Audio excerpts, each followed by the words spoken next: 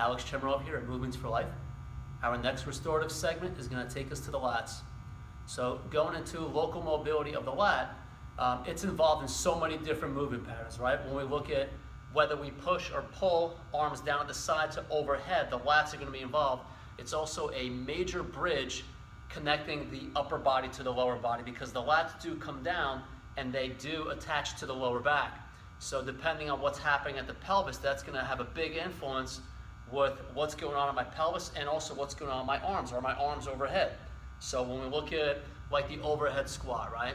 Looking at that demand that's being placed on the lats because it's being pulled from the top down and also from the bottom up. So that being said, there's a lot of things that we have to take into account when we start looking at mobility work for the lats specifically. So for today, I'm going to use the TRX, and I'm going to do two different variations of a lat stretch.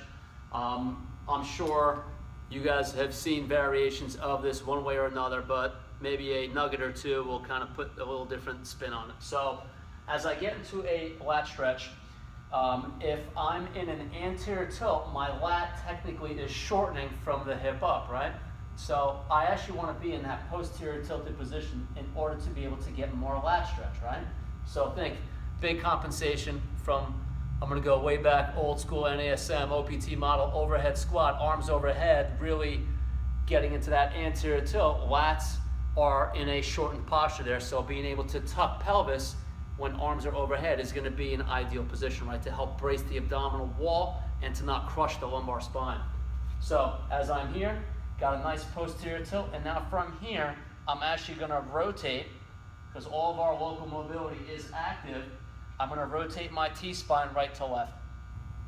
All right, so I'm going to get a huge lat pull on my downside lat. So right now, my right lat, big time on stretch.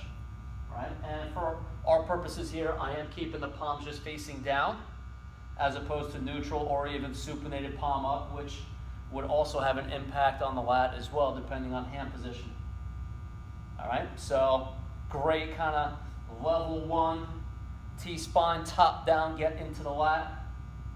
And then next variation, I'm going to get into an open step, right? So I'm going to go through and do technically a same side rotational step. So now from here, my top lat, my right lat is the one that's going to be put on stretch, because what's happening is as I step with my foot, my hip technically is going to be putting me in a position of lateral flexion. So I'm gapping, sorry, I'll talk to you this way. I'm actually gapping my left shoulder from my left hip at this point. So if you remember, since the lat has lumbar spine attachments indirectly through the fascia, then as I move the pelvis and get into some lateral flexion, that lat is going to be put on stretch even more, right? So awesome way to include a little bit of the first variation is more top down by driving my T-spine.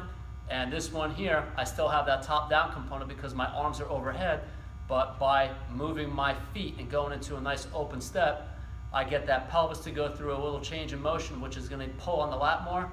And there you have a bottom up and top down local stretch for the lat. So enjoy that one. From the sequence, the order of operation, you want to go through, do your soft tissue work on your lat first, get a little bit more pliable, and then go into something like this. Then you're going to follow it up with more of a global stretch, which at some point over the next couple weeks, once I get through all the local stuff, I will kind of lap back around and we'll see some global lat mobility work. So for the time being, enjoy this one. Again, as always, thanks so much for watching, and if you have questions, don't hesitate.